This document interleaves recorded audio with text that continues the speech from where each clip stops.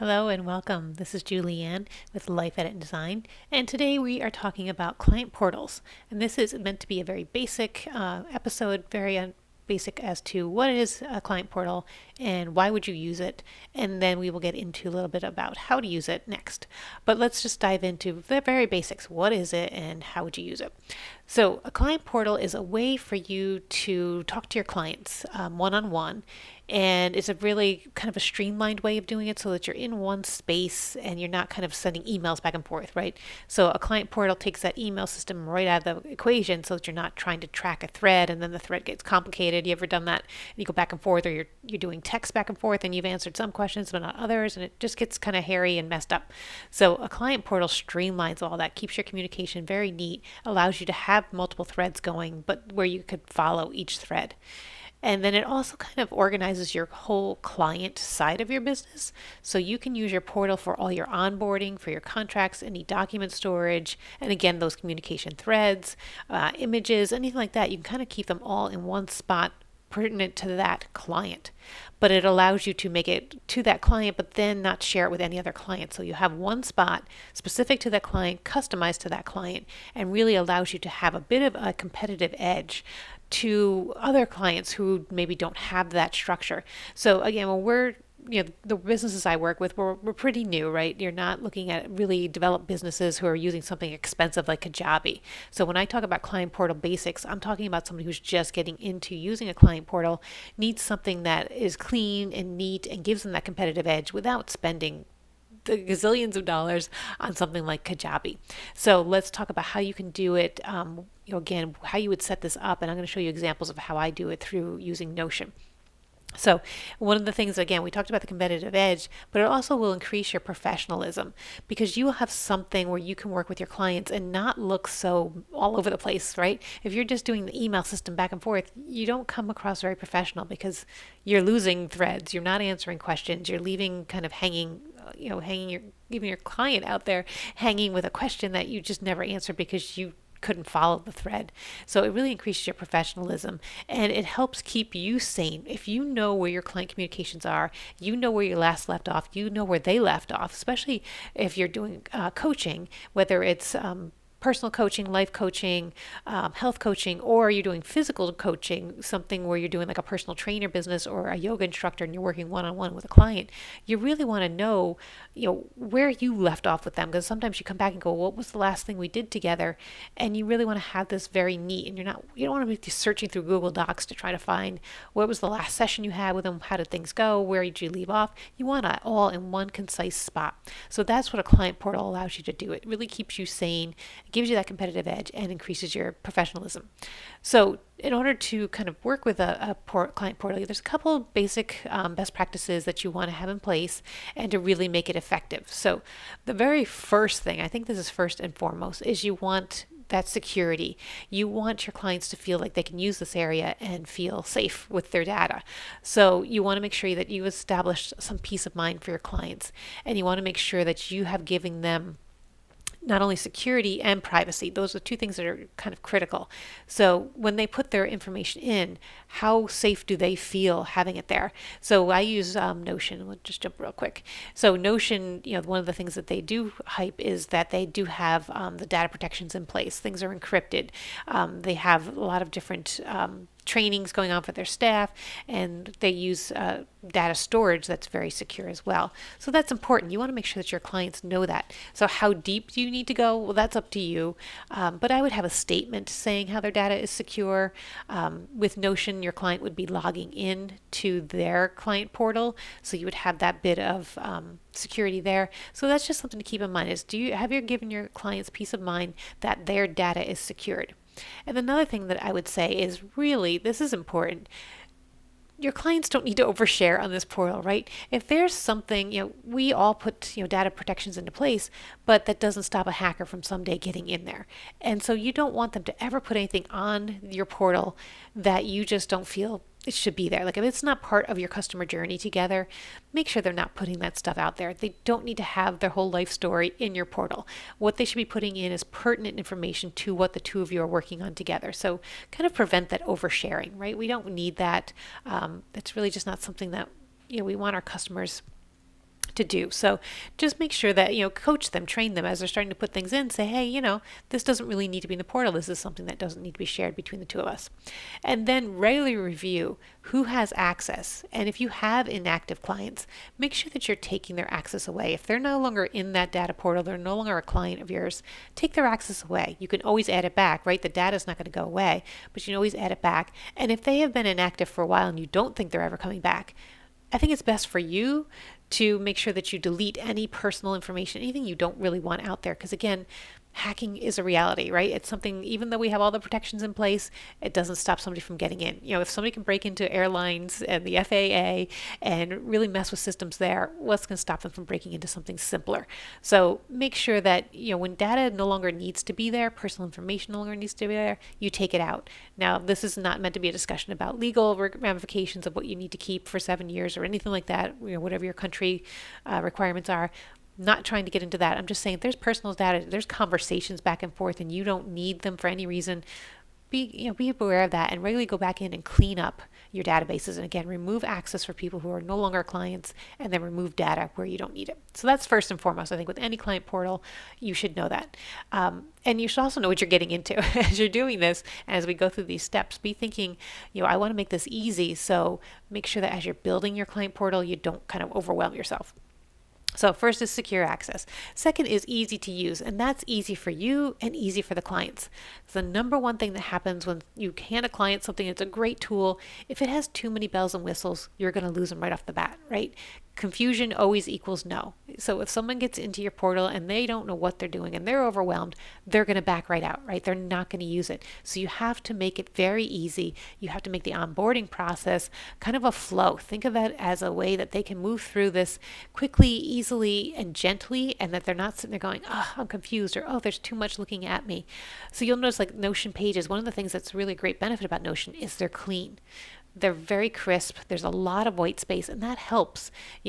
So we tend to be, as creative people, we'll tend to put in a lot of bells and whistles as far as visuals to make things pleasing. And what can happen is you really overwhelm them, and there's too much going on. There's too much visual clutter. So that's one of the things I love about Notion is the amount of white space to really give them room to breathe and really focus on what's important here and what isn't. So make sure that you're using features to make it very clear and to label. So you can see how I have headings and subheadings. So it's kind of your eye gets gently leaded through this page. It's kind of that flow. And I use a lot of toggles so that I can make data go away. So when they're not into something, they don't have to get overwhelmed, and they don't have to kind of wonder, well, there's too much coming at me. I don't know what to do. So if you have a step-by-step process, make each step very easy. Use these type of toggle features if your platform uses it, and if you're using Notion, you can certainly use it, just so that their eyes can rest and they can process what they need to focus on. So if they're focusing on step 2, they don't need to see step 1 and step 3, right? Let their eye go and their brain go to where that is. So make sure that you're thinking of a flow. You've got it very easy to navigate, and everything is very clear. So they know what to do next. So again, confusion will shut them right down. So, and if you get into your portal and you're confused, just imagine how your clients are going to feel. I mean, if you're in there every day and they get in there once in a blue moon, you don't want them to be like, I'm not using this. So make sure that you have done that. Third thing, is to keep it current. You have to make sure that they have a reason to keep going back, right? Again, if they've started to learn how to use the portal and then they go away and they never come back, and then you ask them to go back, they're going to get confused. They're going to have to do that learning curve all again. So make sure that there's always new information, new resources, a reason why they're coming back to it, and let them know when there's something new. So one of the things I love about Notion is when you have new information, if you've chatted back and forth or you've added something to a client, you can let them know. They can get an email, they'll get a little notify button over in their directory. So they always have a way of knowing that there's new information. So make sure that whatever portal you're using has a way to communicate to let them know, hey, something new has arrived, come back and check into it. And then make sure it's accurate and up to date.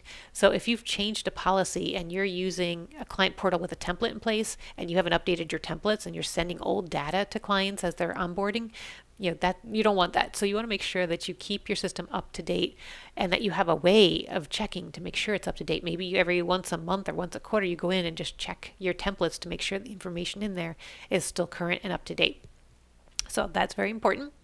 Next thing, use personalization and make this a benefit, right? This is a premier benefit. So you can have some clients where it's like an upsell to say, hey, if you want to have this client portal, this one-stop shop where we go and do everything, you could actually make that an upsell. You can make it a premier benefit. And the thing that I love, especially about Notion, is that you can customize it to the needs of the client, to where they are in their journey. So we'll take a little bit of a look at that as we go a little deeper. But that's one of the things you want to make sure is that if your client thinks a different way, or if your client doesn't need certain aspects of your portal, be able to delete them, be able to make that go away, hide them, whatever, so that your client can process things.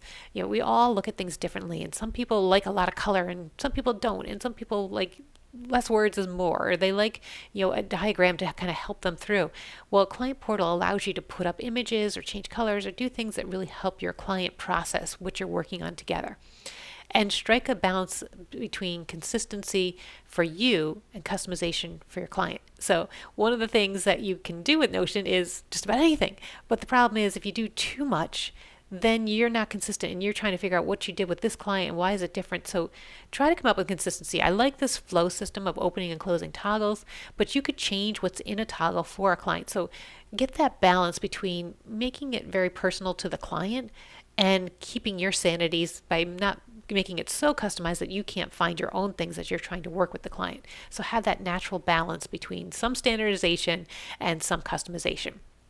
And then provide recommendations or suggestions for additional services. So when you're working with a client and you're in that portal and you start to see some themes come up, well, you can offer them, maybe there's another course you have, or maybe it's a template you have, or a widget you have, or an affiliate course of somebody that you know about, or just even some great articles. The ability to customization of the Notion is you can put links. So if there's an article as you're working together and you're like, you know what, they really need some help on this, you can send them to a different article. You can put a link right in there. You could give them a different worksheet you have from your database and plug it in there to give them those personalized recommendations so that they are the most successful. Because in the end, this portal is built to help them succeed with whatever you two are working on together.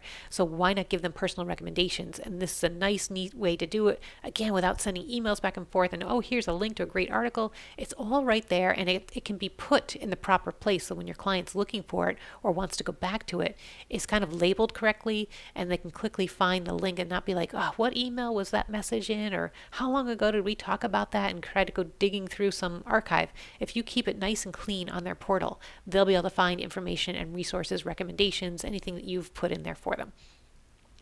And this, I think, is the most important, the next section, which is training your clients.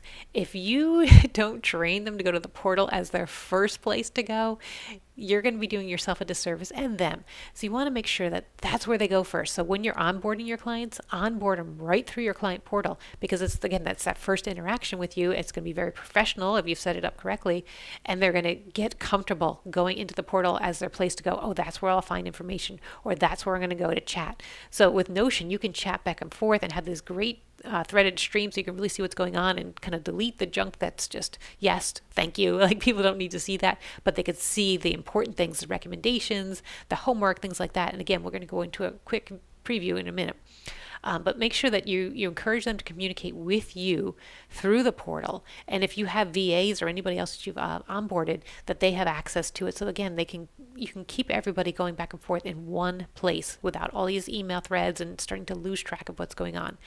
And ensure that you respond quickly. So if you are using a client portal, but you tend to respond to people in email, well, you're going to train them to go to email, right? You're not going to train them to go to your portal. So make sure that you respond quickly when something comes in, within the rules, whatever boundaries you've set up. But make sure you're meeting your own boundary rules and you're responding within 24 hours if that's what you said you're going to do, and you make your communications in the portal. Because again, you're training them. You want them to go to the portal as their first space to interact with you. You don't want them texting you or emailing you at all hours of the day or on the weekends or things like that. You want to make sure that they are in the client portal and that you're responding to them according to your boundaries, what you've set up. And then the last part is a big part of the Life Edit design process is you're not going to get it right the first time. You're going to get it close or not, but you're going to learn as you go through. And, don't have that expectation that I can't get this client portal up and running until it's perfect. No, get it out there and learn. Have your people give you feedback, and talk to them, see where they're getting confused and make it better and keep going back and tweaking it. And that should be something that's on your calendar on a regular basis. I would say quarterly, that you go in and you just look again at your templates. You look at, you make notes, you track how people are using it, how many of your clients are really using the portal well. The ones that aren't, why aren't they using the portal? What's going on? Is it you didn't put good enough information as far as current, relevant to them? You didn't give them good enough reasons to be on the portal? What is it that's going on? Or maybe you've just overcomplicated your portal and it needs to be even simpler. So take your client feedback and continuously improve your portal and make sure that it's evolving with you and evolving with your business. But I guess always keep in mind, I think the number one thing to keep in mind is that beginner mindset.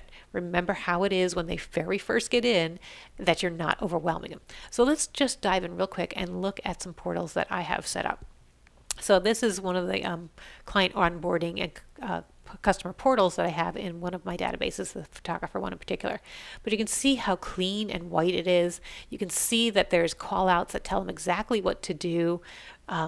And like they'll have their schedules here. So again, this is a templatized version, so it's not actually built for a client right now, but it's just showing you that they're going to be able to come in here and find their agreement, find their payment schedules, find their important dates, whatever it is that you have. It's just it flows very cleanly.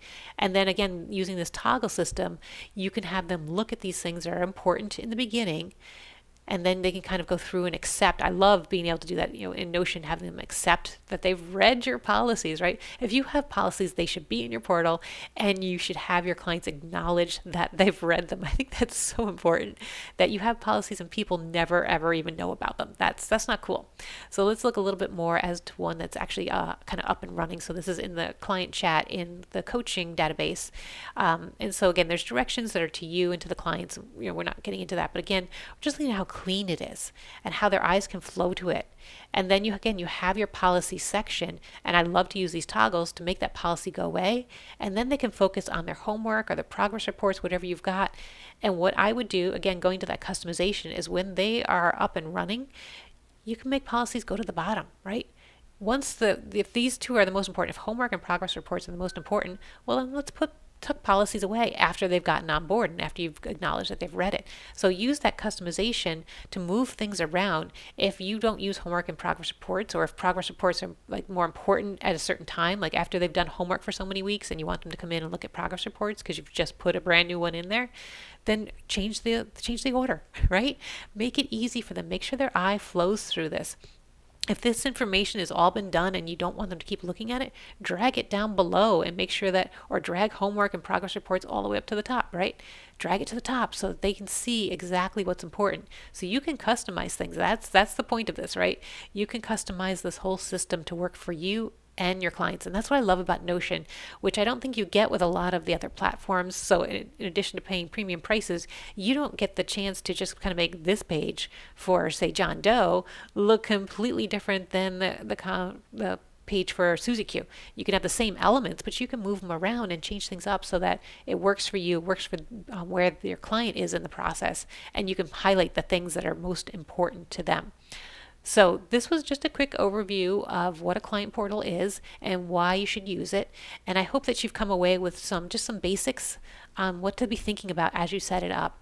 And then in a different session, we'll go through some of the more nitty-gritty details, but I really wanted you to have this overview of how to use it and what are the things you have to have in top of mind before you get started, and make sure that as you're building something that you can sustain. That's huge, right?